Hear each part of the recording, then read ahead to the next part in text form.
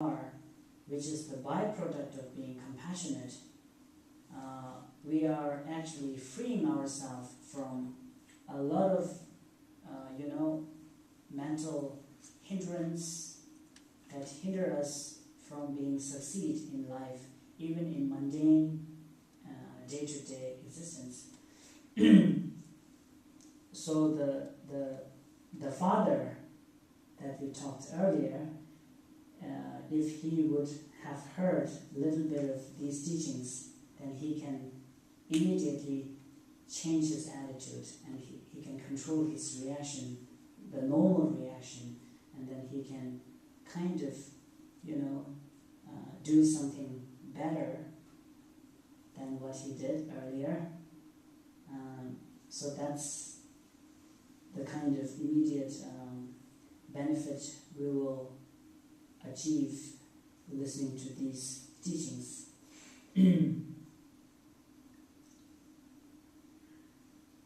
So all I'm saying is, it may sound very exotic, but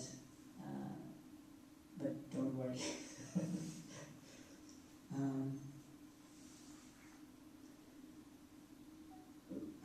We have come to the third verses, right?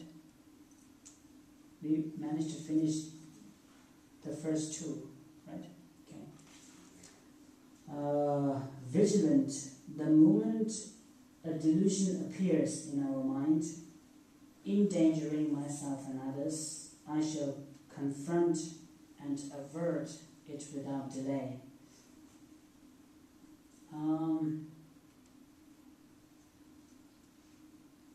Easily said than done. It's not very easy to do that. But if we remain awakened, by awaken I don't mean, you can open your eyes harder. By awaken I mean you just don't get carried away by whatever emotion appears. For instance, when we are angry, we can do nothing at that point of time when we get really angry. We have to have kind of analyzing going on beforehand so that we are well prepared when anger just hits us. And when we are angry, we believe we are angry. We are not anger. Anger is not us. But we are blinded to believe that we are anger manifestation. Anger, our avatar, in a way, is anger. And we have to be that avatar. We live in it. So the moment you just take yourself away, lift yourself off from the anger, the seemingly anger, you can just see the face of the anger right away, and then you can do crazy things, like you can stop being angry, So to keep our awareness is the first step. We have to just prepare beforehand how to keep the awareness, and then gradually we manage to, if for instance we get angry for when we are moody or when we feel like getting angry most of the time, if our anger stays for 5 minutes, for instance, because you are very angry and you just manage to break some of the cups and you feel better.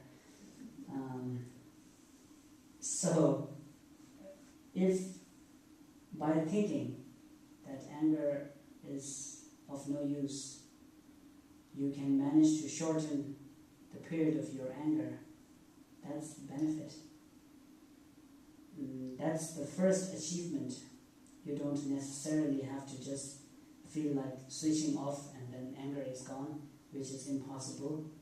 Anger is rooted in us, and in order to take it away from us, it takes time. It's not that easy.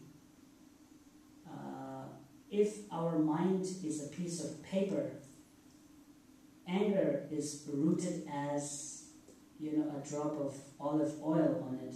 It just imbued, it just seeps in it, and it is really hard to take away. But we have to take it away with the awareness. So first, when we try to get rid of anger, if we try to control it, if we try to bottle it, that's very dangerous, because we only bottle something only to explode. So there will be huge explosion after bottling our anger for a long time. So I don't necessarily suggest you to break some cups, but if you can just keep the awareness that sees the face of anger as it rises, then you will emotionally, kind of feel that you are not anger, and anger is not you. And gradually you'll be able to see the kind of stupid person, which the anger will turn you into. And you don't want to be that silly person. You want to be an open-minded person. We all want to be open-minded, smart, and cool person all the time. But our anger cripple us, and it just makes us look stupid. We'll gain nothing out of anger. If you're angry person and you're, for instance, dating someone, and you just happen to lose your control and happen to blow your top, then the person who you think you will have some kind of long-term relationship with, the person who you are dating, will just immediately, think, okay, this is really crazy person. So even we don't have to talk about spiritual benefit that derives from not getting angry, controlling our anger, but immediate, even mundane level will just find a lot of good things, if we can manage to control our anger. And by controlling our anger, I do not mean at all that we have to bottle it up. Bottling up our anger is very, very bad. You feel victim all the time yourself, and you are, instead of getting angry with the other, you will get angry with yourself. And getting angry with oneself cripples people. It's just as bad as getting angry to somebody else. You start to hate yourself and things like that. So naturally,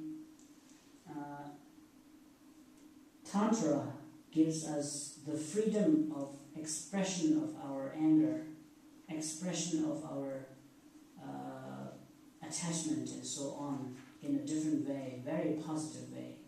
You just transform the energy. That is a kind of Tantra practice which we are not going to talk here. But anyways,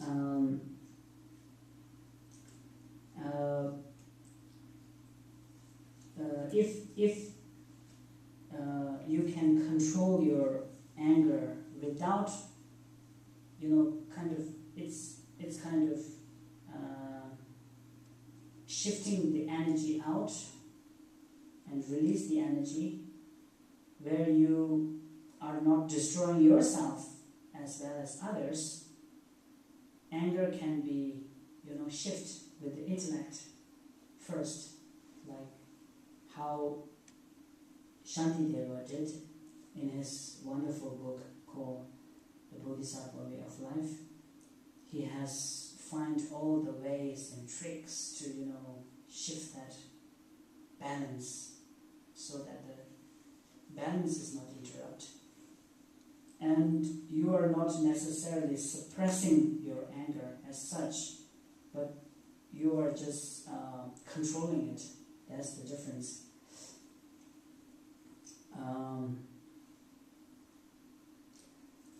I think we have to start from anger, because anger is the negative emotion that can cripple us right away in front of our eyes if we just look at it more closely and we just try to find out shortcomings of anger. One of the basic thing is it will just make us look stupid, sound stupid, and whatnot. The different level of anger is when our ego gets really smart. And it becomes so smart.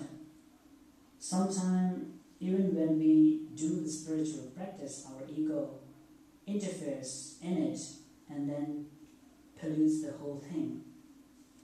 And if we are intelligent person, our ego starts to interfere in it and then pollutes the whole thing.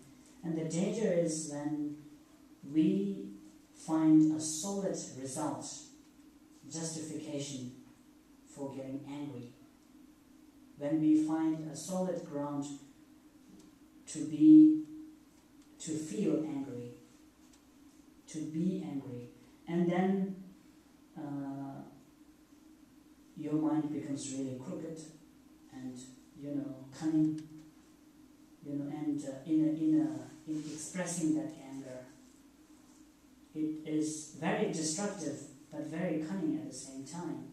And something like 9/11 then happens, all of a sudden, and you have this justification, this and that. You feel victimized and you have to do something about it and things like that and whatnot. So anger is better suppressed when it is naive, when it is innocent. Although breaking 2 or 3 cups won't hurt that much,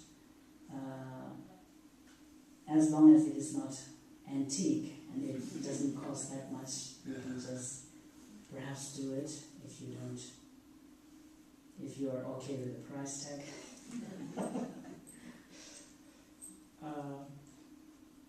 But it is better reduce that anger and channelize our mind from the beginning, so that later on our anger, that innocent, that naive, that very anger becomes so powerful, so destructive, not only to oneself and one's happiness and freedom, but also the freedom and happiness of others, many others. So anger has to deal with immediately. I also had a very bad issue with anger, and I try to, practice very hard with my anger problem. And as for now, I can proudly and happily say I have achieved a certain degree of success in it. So that has to deal with first.